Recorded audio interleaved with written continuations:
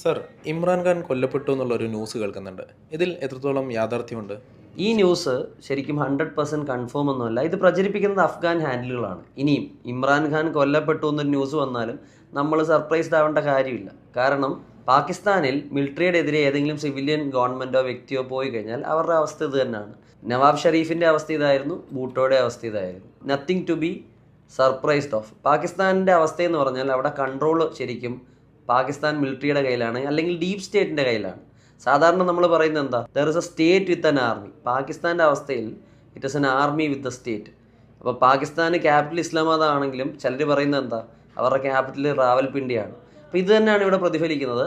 ഇമ്രാൻഖാനും അദ്ദേഹത്തിൻ്റെ പാർട്ടിയായ തെഹരീക്ക് ഇൻസാഫും ഇപ്പോഴത്തെ ഫീൽഡ് മാർഷലായ ആസിഫ് മുനീറിന് ത്രെട്ടാണ്. ആ ത്രെട്ടിനെ എലിമിനേറ്റ് ചെയ്യാൻ അദ്ദേഹം ശ്രമിക്കാൻ സാധ്യതയുണ്ട്.